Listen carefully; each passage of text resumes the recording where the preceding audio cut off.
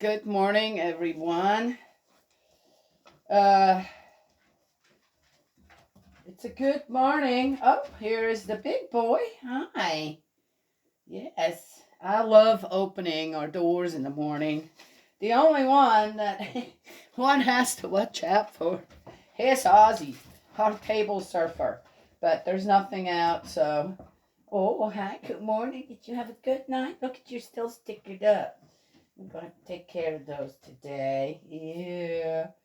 And I let the guys out yesterday, daytime, and they didn't show up for 3 hours. And, they hadn't even eaten yet. And it's not like I don't want them to have to fun out there. But on a couple of days a week, I'm here with them myself. And Bob's not a dog, okay? He's not. And as I said, we just had, probably lucky he's still alive. So,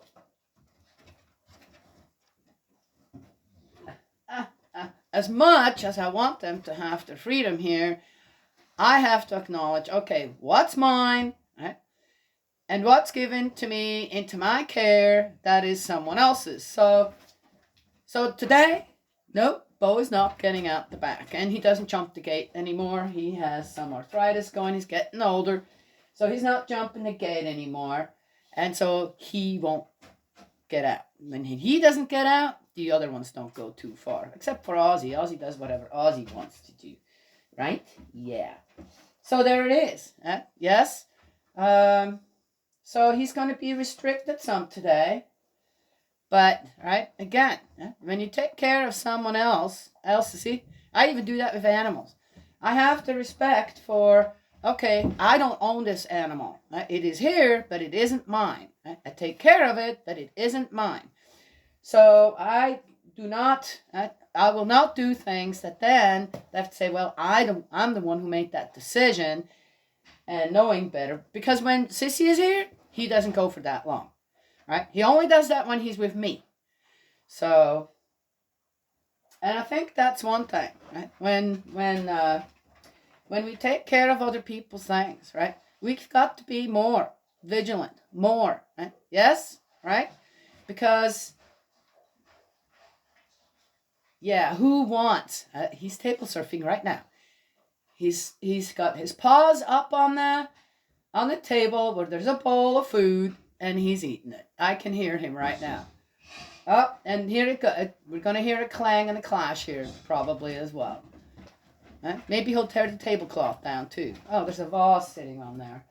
I better go check on that real quick. That'll make a big old mess. Ozzy.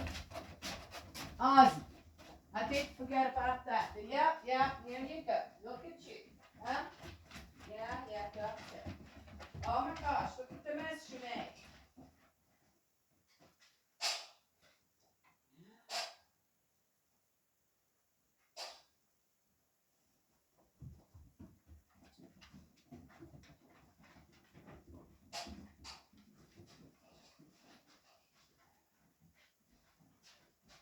Oh, I know what to do with this. I stick it in the dog food box here. Then you take it, you put it on. There, now go and finish up the morsels on the floor.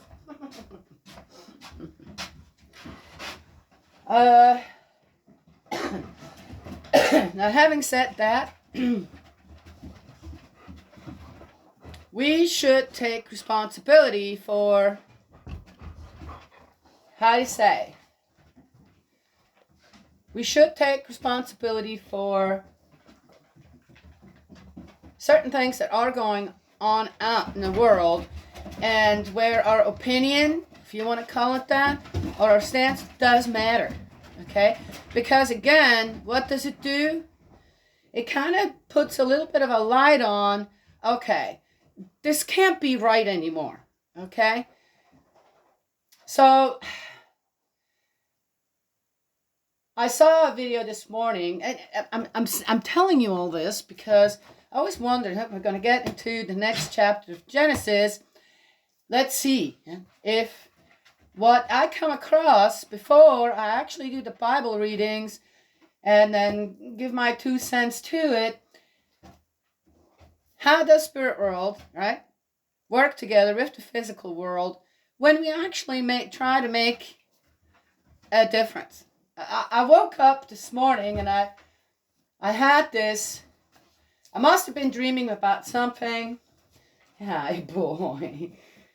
And here he is. By the way, you guys can't see him, but there he is. Yeah, can you see him? There's Jake. There's Gus. Yeah, okay. And I had this. People don't need to be so worried about climate change, because that's an area where things are going to happen where they're going to happen, right? Yes? But what people should worry out there in the world is about the change that is going on in humans. The human change, right? The change in the principles of creation. That, as we've been reading, started in the Garden of Eden, okay? Long time ago. And in a way, it is really amazing on how we survived all these thousands of years, really, when it comes down to it, with a cognitive, spiritual, heart-to-mind being kind of on the way we are now. Freedom of will, freedom to choose, this, that, right? And on how actually we're still here. I'm amazed. I'm amazed we haven't been able to eradicate ourselves. So, that's good. That's good, right? Yes.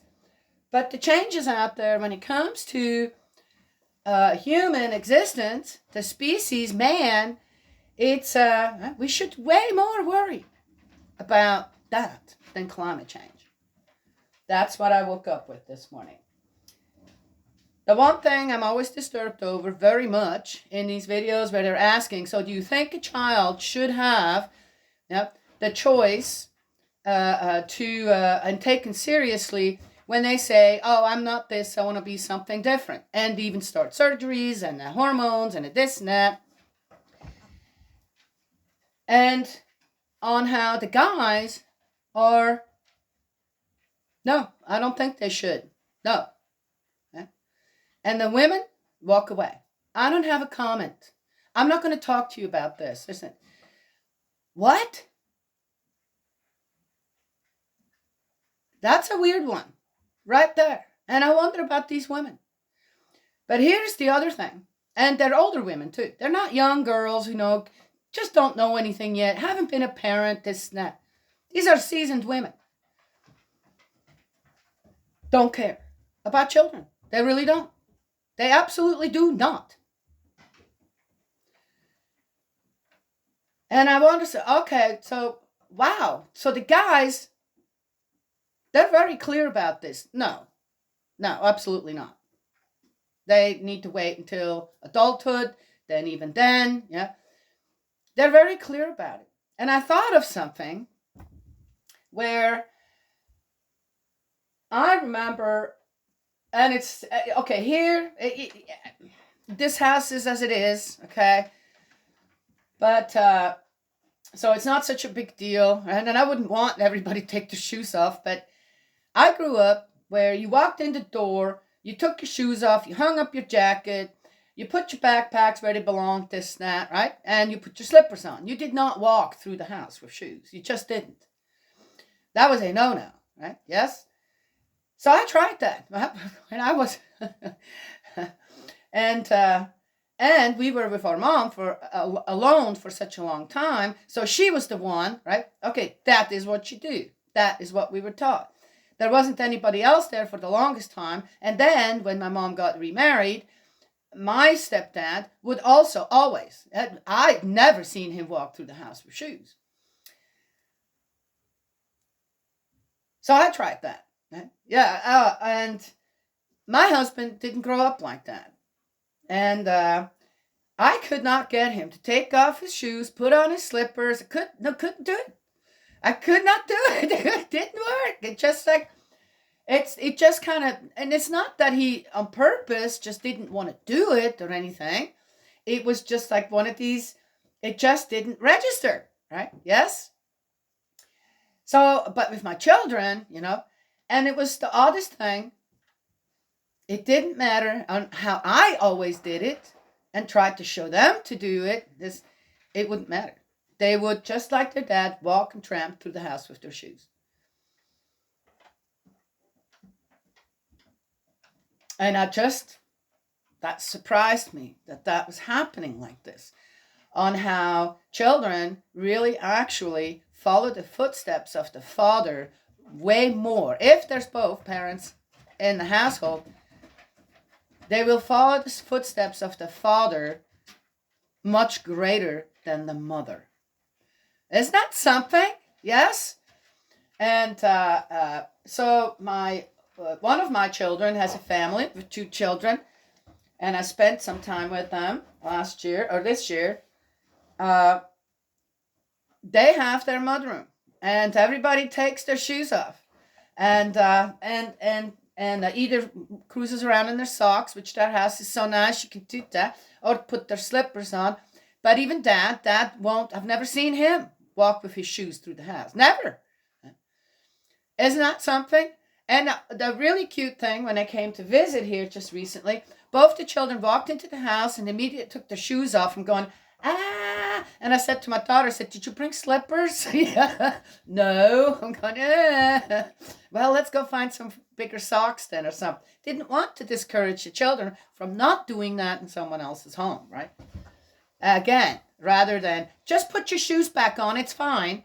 I had to say, okay, those are the rules in their own household, and they're sticking to it in someone else's household, and I'm not going to overrule, right, what they were taught by their parents. But when it comes down to it, right, children will follow their fathers in their father's footsteps in just about anything, good or bad, right? Yes, that's what I found. Yeah, so we have to just try the best as women. But in these videos where the men were very clear about, no, a child does not have the capacity to decide at such a young age. So no. And the women basically walked away from the question. Interesting? Yes. That gave me a good look into, who should be in charge and who shouldn't. Yes? Okay. All right. Proper positions for men and women, because, again, the children respond somehow, right, to the authority of the dad, what he doesn't do, more than the mother. Interesting? Yes. Okay. So I have said that. Let's go see what it says here. Gus, I'm going to have to put you outside because this isn't going to work. You're going to try to get up in the chair with me. You're what, about 150 pounds now? Go on over there. No. It's still growing. No. Go. Go lay down. Lay down. Oh, lay down. Oh, now you have to come too. You stay over there. Not enough to handle here with 2. I've got the door open. I like fresh air. All right, we're in Genesis 11. Let's see if these guys are going to let me. Okay, you know what you're doing right now? I can see what you're doing. You need to go and lay down. Go lay down. Go. I just saw that. You're just waiting for him to do something rather than you. Yeah, right there. Ooh, jealous. Gus comes in a house very rare. I mean, he comes in, and Jake just said, inside space, my space, Bo space. Go lay down. Oh, yeah, a hullabaloo with you guys. Look, it's just children. Oh my gosh, just go away. Go. No. The Tower of Babel, 11. Genesis 11. The whole world spoke the same language with the same vocabulary. Well, didn't they already say, though, on the last chapter on how they didn't? You see? Well, shouldn't this story be ahead of the lineage thing then? All right, well, I'm just going to go with it, I'm assuming somehow these are put together according to a certain timeline, but maybe they're not. It's just chose some books and okay, let's just put them in. So how do you want to do this? Well, just stick them in there. Doesn't really matter. People aren't going to get it. Well, I question that. Now, as people moved castwards, they found a valley in the land of Shinar where they settled. They said to one another, "Come, let us make bricks and bake them in the fire." For stone, they used bricks, and for mortar, they used bitumen. I guess the bricklayer would know what that is. "Come," they say, "let us build ourselves a city and a tower with its top reaching heaven. Let us make a name for ourselves so that we do not get scattered all over the world." There you go. Let us make a name for ourselves. Are you guys noticing on how in Genesis, everything that's kind of been real negative for man, when it comes down to behavior and desires, is right there in Genesis. Isn't that something? It's like, well, here we go. Here's another evil, right? Let us make a name for ourselves, right? Yeah. And how are we going to do that? Now Yahweh came down to see the city and the tower that the people had built. Came down. He probably, hearing their thoughts, are going, "Oh my gosh, here they go again. Got to remember that rainbow and the promise and the covenant." "So they are all a single people with a single language," said Yahweh. "This is only the start of their undertakings. Now, nothing they plan to do will be beyond them. Come," oh, that's an interesting one. "Now, nothing they plan to do will be beyond them." Wow. We are capable of amazing things. I know people are out there. I've seen amazing things that people did. Oh, now you're thinking, no, I'm telling you, a certain art piece that I would see. Someone painting, going, wow, this it just touches your heart. I've seen quilts that people have made that I'm going, wow, this is geometrically, perfect. It's just perfect. And the beauty of the colors and the just whole thing, where I just, wow, right? Yeah. Other things on how people can grow plants, right? And just most amazing, healthy, beautiful, happy plant. Those are kind of things to me. That's excellence, right? Absolute excellence. Absolute excellence. We are capable of absolute excellence on the side of goodness. I always have to mention that, don't I? Right? Because people suddenly start veering off into, yeah, but, there's this. Nah. Okay, well, okay. I speak from the side of goodness. The ideal. God's point of view, the ideal for man, the species, to live together. To be together. And to be. Have absolute excellence among us.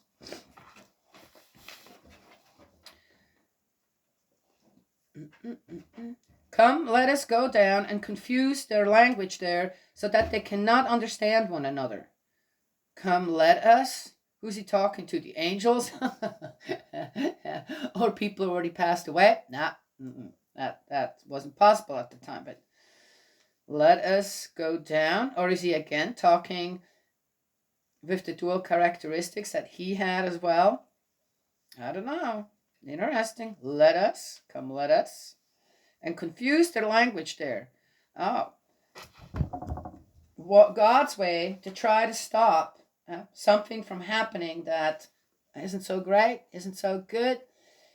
I wonder sometimes when people go through hardships, this and that, is God not? I don't think they're tests or this or that. It's just, I got to stop this a little bit, right? I got to put a little bit of this and that in there so that we take a step back and say, oh, this isn't working anymore now because of something that happened, right? Yes? Mm-hmm. And then relearn, right? Yes.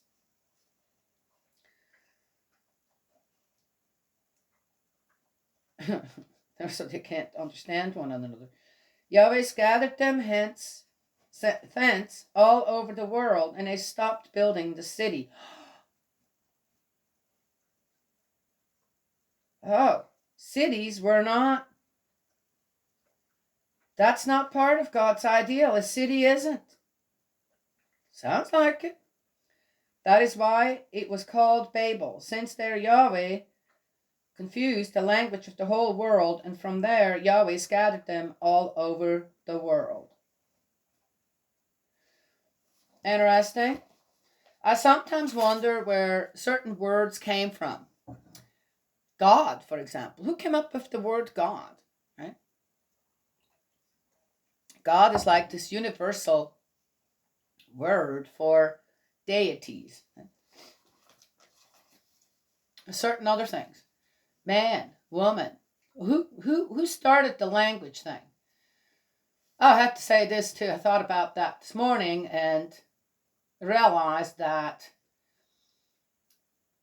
there were a few years, 10, 15 years ago or something, our young people especially, you'd ask them something and go, uh, uh, uh,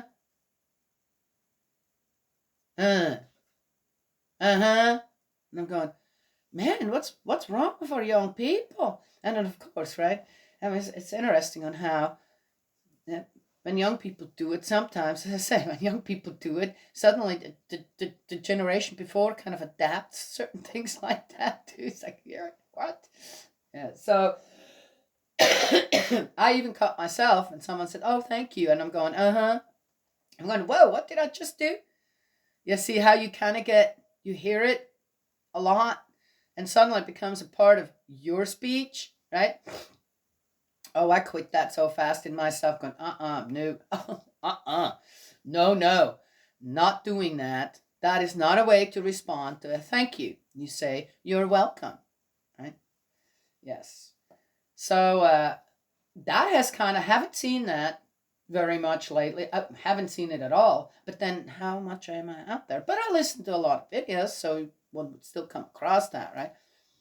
But I actually haven't seen that. So that trend of going back to caveman talking, right, has disappeared again. Thank God. Right? I mean, are we progressing in a good way or regressing to times where, but that's already passed. We're not in those eras anymore, right? Yeah. Sometimes one wonders. Anywho, still, I have to say personally, the disintegration of language among young people is pretty horrific. If one really listens on how they talk and express themselves, I have to say, yes, I know all these four-letter words too, right? Yes? Yeah. My grandchildren have better language skills than many young people I've talked to or heard talk, which, again, it's probably good to read a book every once in a while too. The patriarchs after the flood. These are Shem's descendants. When Shem was 100 years old, he fathered Arpachshad, 100 years old. Well, 2 years after the flood. After the birth of Arpachshad, Shem lived 500 years and fathered sons and daughters. Oh, they did have daughters. Oh, goody. When Arpachshad was 35 years old, he fathered Shelah. Oh, wow, look at the age. Now, if you were to take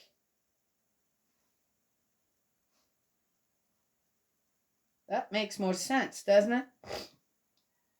It looks like the ages are slowly changing here, or the high ages. Well, anyway, Still lived. After the birth of Shelah, Arpachshad lived 403 years and fathered sons and daughters. When Shelah was 30 years old, he fathered Eber. After the birth of Eber, Shelah lived 403 years and fathered sons and daughters, the patriarchs. When Eber was 34 years old, he fathered Peleg. After the birth of Peleg, Eber lived 430 years and fathered sons and daughters. When Peleg was 30 years old, he fathered Ru. After the birth of Ru, Peleg lived 209 years and fathered sons and daughters. Interesting how the age has gone drastically down.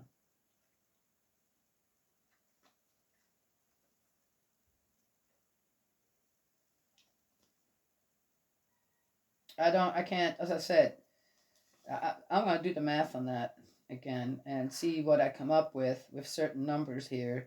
That would make more sense according to the ages we actually live. When is that important? Well, again, what's fiction and what is, and where is the, what's fiction and what's nonfiction, and what is the truth in here we need to learn from, or the guidance that we need to learn from, right? Yes? Yeah. I think it's important to get clarity on certain things, right?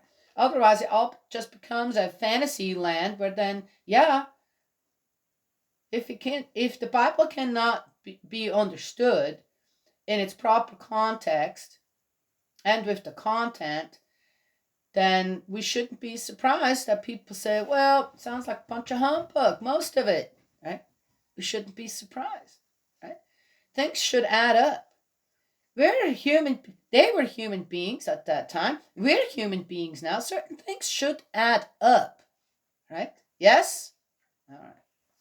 I know people like fantasy stuff and sci-fi, but that's just what it is. Fiction. All right. Never seen a unicorn, unless it was made up. When Ru was 32 years old, he fathered Serug. After the birth of Serug, Ru lived 207 years and fathered sons and daughters. So here now, so if 32 years old, right, if he fathered Serug.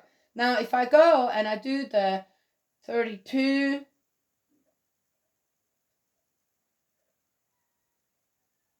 You couldn't divide that by the moon cycles anymore. So somehow after the flood changed on how they started doing time. So there were people already then somehow.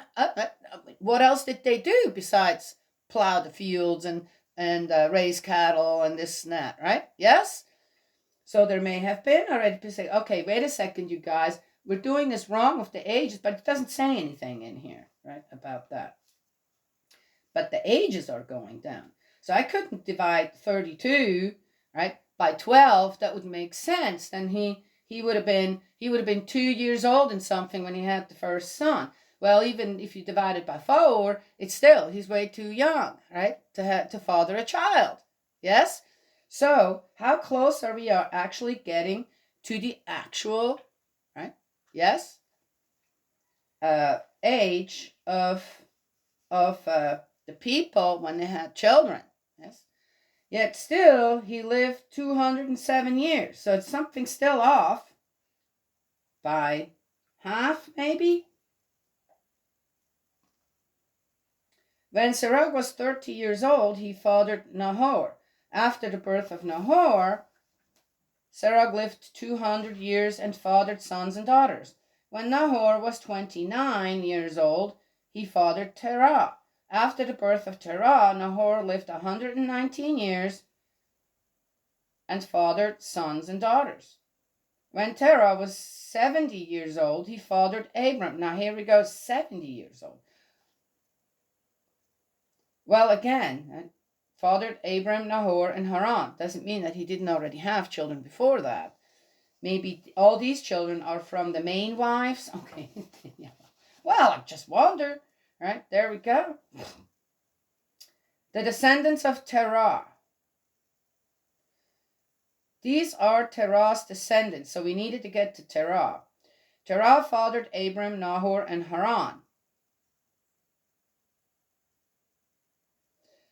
Haran fathered Lot. Oh, Haran died in the presence of his father. Of his father Terah in his native land, Ur of the Chaldeans. That's the first time that it is mentioned that a son passed before his father. Abram and Nahor both married. Abram's wife was called Sarai. Nahor's wife was called Milcah, daughter of Haran.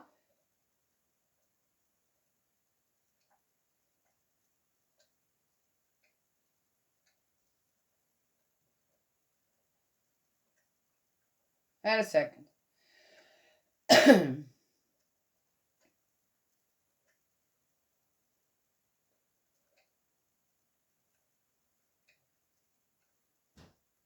Oh, whoa. I'm going to have to give this some thought. Who married who here?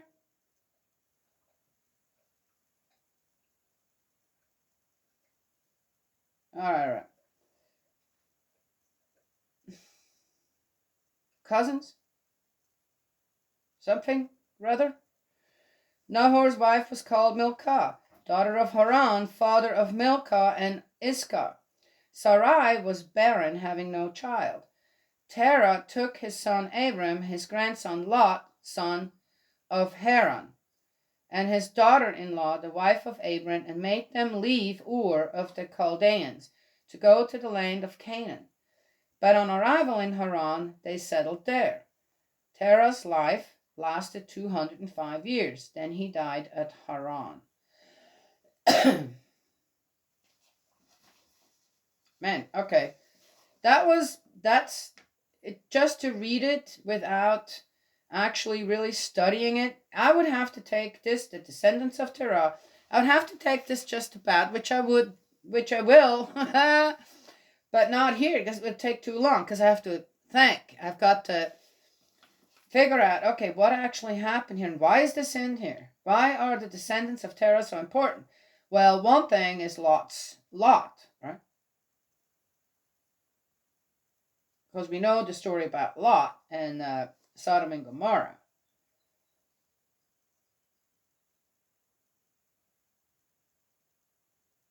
Anywho, so there it is. Does it matter? Do we really need to, really get into, kind of trying to, do I need to understand everything?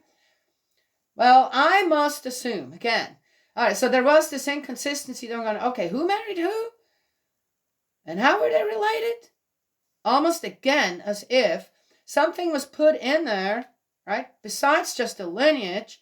Oh, these are our ancestors. Oh, that's good to know, right? Yes? Nice. Who doesn't love to know about their ancestors? All them DNA tests that people do now that you can get online, and then I'll be surprised. Oh, I've got some of what in me? I've never done that. Why would I? I pretty well know what I am. I don't need to. I'm not going to spend money on that, right? But people are really curious. A lot of people are, right? Yes?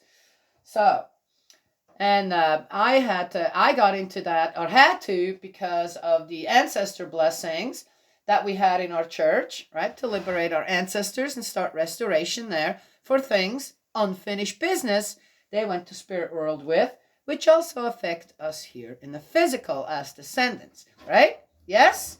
Yes. A debt owed. You don't take care of your debt on earth, then someone else will have to take it over. If, right? That happens when you do that as descendants, when you have a sense of responsibility. Right? Yes. A lot of people don't care. It's not their problem. Yes. But anyway, so obviously, in a way, then I have to say, okay, if this is so important to so many people out there, then when we read the lineages, the genealogy of people in the Bible, we should pay attention to that as well, because that goes not necessarily to everyone's physical lineage way back, but definitely our spiritual lineage, our spiritual well-being. Right? Yes. What did I say at the beginning of this video on what I woke up with? Yeah.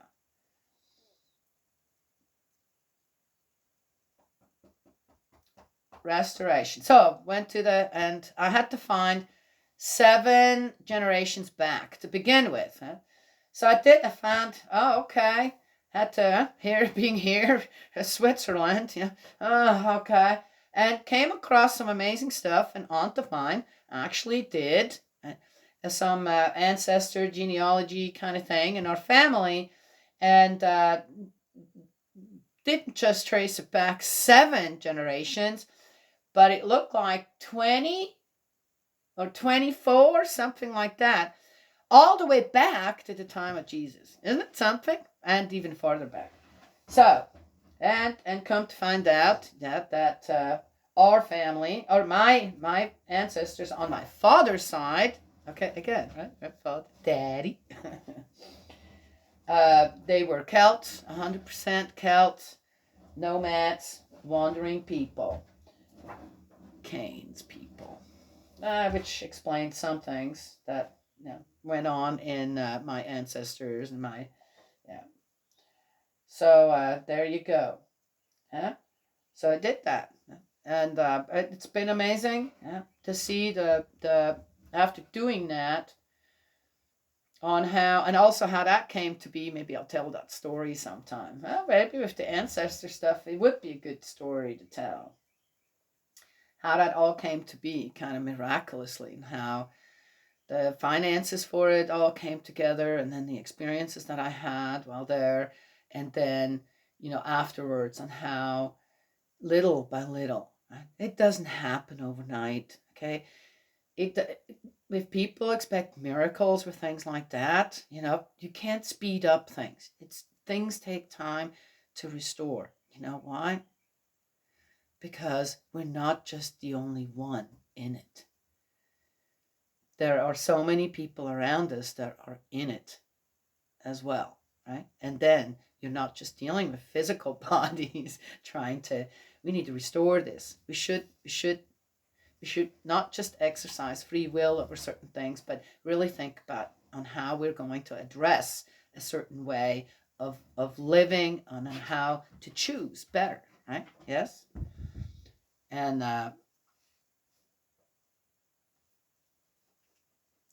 in the spiritual, right? Then there's the spiritual aspect as well. Yes. On how mentally we function, right? Are more clear, more know what's right and wrong. It always comes down to that. Right? And then not fall prey to the temptations that past experiences of ancestors, past deeds, not so good, of ancestors, we need to abstain from and not get tempted in the same way, because that's exactly what happens. Right? Yes, you're not just physically connected to your people, you're spiritually connected to your people as well. Right? Yes? Yeah? Oh, good boy. Huh? What about you? He says, I'm just happy I found a home like this. I love it here. I wish you let me out more. You will. Once you show a little bit more responsibility and knowing that not to do certain things, which he's getting better and better at it. Huh? You growing up? Huh? Are you growing up? Says, yes, I'm growing right into my terrible twos. You just wait. Yes, I can't wait. And you're so big. How am I going to handle you? Huh? Yeah. Hopefully it won't be too bad. Huh? No, I'm going to be a good boy. I'm going to be a good boy. Huh?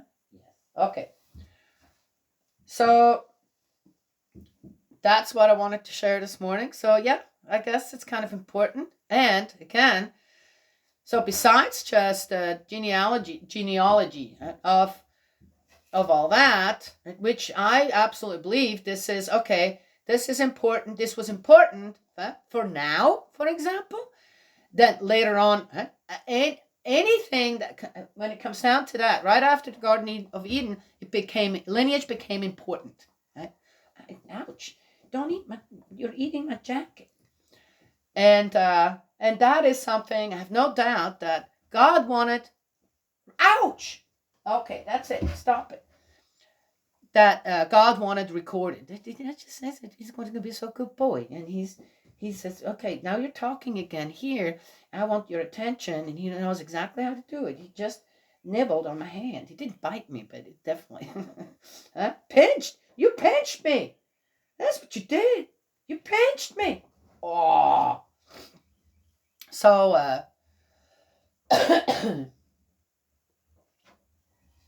but then, what was thrown in there? What was thrown in there?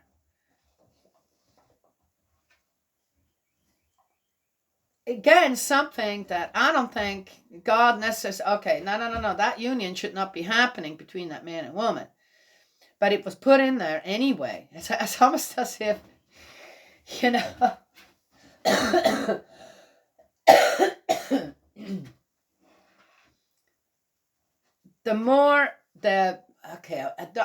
not sure how to say this properly. The impish side of us, or the side of us that, I don't know, do we have naturally some, when we get to a certain age, we just naturally have impishness within us that can turn sour really fast? As I said, there's no evil in a child, but they can be imps, right? Kind of push some buttons. That's not evil. That's just growing up, okay? And then you have to have parents teach you, right? Yes? But in adults, when that happens, when you get to a certain age, then you become a rebel. All right, well, that's the next stage of being an imp. You become a rebel. Still doesn't have to be a bad thing, right? But there's just this part within us who wants to not obey, not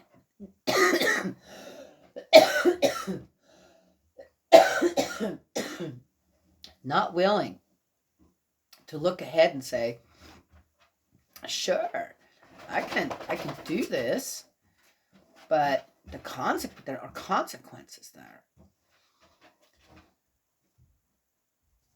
So it seems to me that every so often I find, as I just read through a few chapters, that then there is something is in there and going, hey, wait a second. It's almost as if the excuses already started way ahead, and, well, it's there. It is there, right? Yes? Yeah. And then, yeah. So, people want to do what they want to do, and forgetting, don't you want to do things for the best in mind for you and everyone else around you? We seem to forget that should be a big part of our existence here on earth, rather than pushing our foot through a door. Though it has a handle, and all you need to do is just open it up. Right? Yes? Okay. Well, that's what I wanted to share this morning.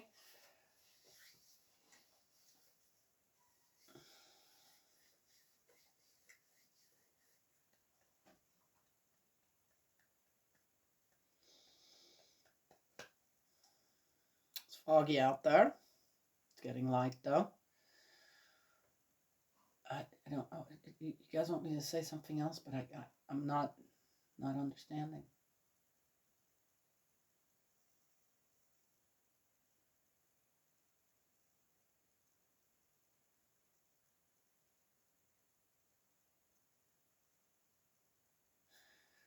So also, in a way, with all these lineages, right, it's instilled in us that it is something important. Otherwise, we wouldn't, right, fall prey to all these DNA tests and stuff, right, that you can do to see where you came from, to fall prey. How accurate are they really? How accurate are they going to be? I don't know. I have to trust science in a way, but is it really?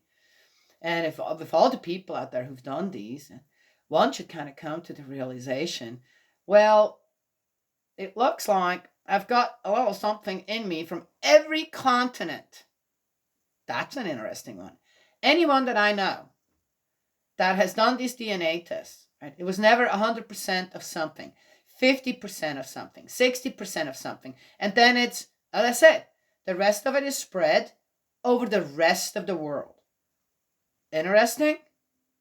Well, if we realize that, then why can't we just live together and stop all this other nonsense? We can't do that because it looks like we're all connected somehow. And again, to what? To the beginning of the Garden of Eden? So, anyway, so there it is, right? Yeah, I know.